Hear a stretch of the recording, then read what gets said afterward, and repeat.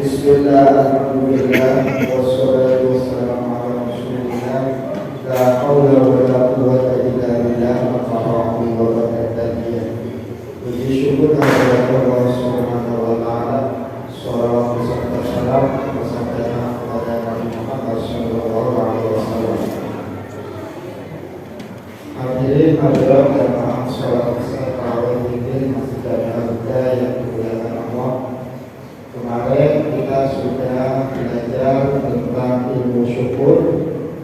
Hari ini kita lanjutkan untuk menggapai kebahagiaan kita di dunia dan di akhirat, untuk menggapai ketenangan hidup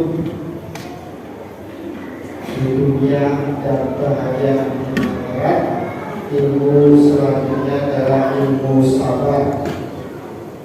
Sabar memang sebuah kata dan perilaku yang mudah diucapkan, tapi seringkali sulit untuk bisa dilaksanakan.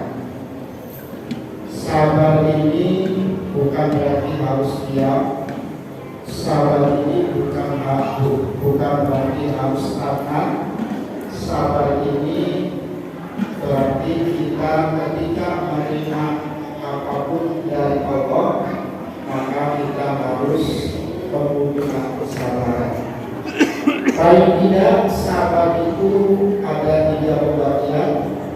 Yang pertama adalah sabar dalam ketaatan dan ibadah kita kepada Allah Subhanahu wa taala. Kalau orang punya sifat sabar, insya Allah dia apapun yang terjadi, ketaatannya kepada Allah Subhanahu wa taala tidak akan luntur, tidak akan berkurang apapun yang terjadi. Kita bisa melihat saudara-saudara kita yang seringkali tidak sabar dalam beribadah dan taat kepada Allah, maka yang muncul adalah sifat malas dan pada akhirnya tidak istiqomah. Yang kedua, sabar dalam hal meninggalkan kemaksiatan.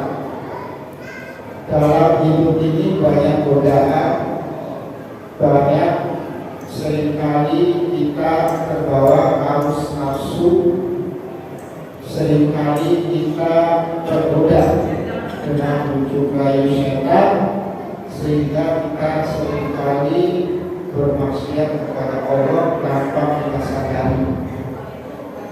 Dan yang ketiga adalah sabar dalam menerima cobaan, musibah maupun bala.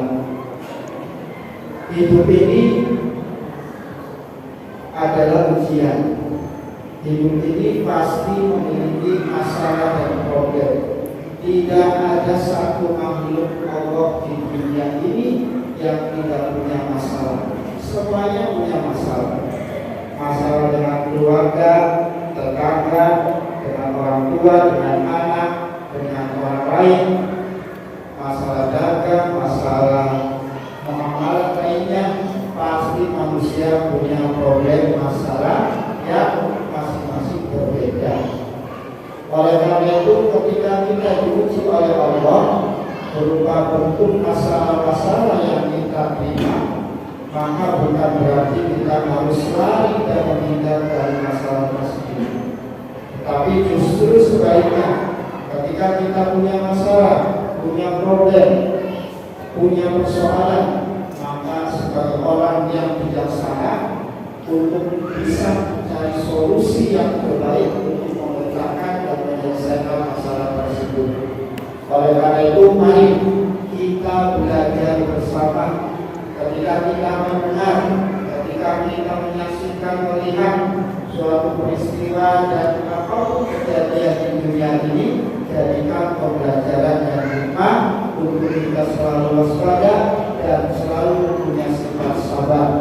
Insya Allah, kalau kita sabar dalam menerima apapun pemberian Allah, maka insya Allah kita hidupnya akan lebih tenang, bahagia, dan sedikit mengurangi problem masalah itu. Mudah-mudahan dengan sedikit peringatan ini Mari kita semua belajar untuk memiliki sifat sabar, sehingga insyaallah dengan sabar itu kita akan dicintai oleh Allah Subhanahu wa taala. Amin amin ya rabbal alamin. Terima kasih. Assalamualaikum warahmatullahi wabarakatuh.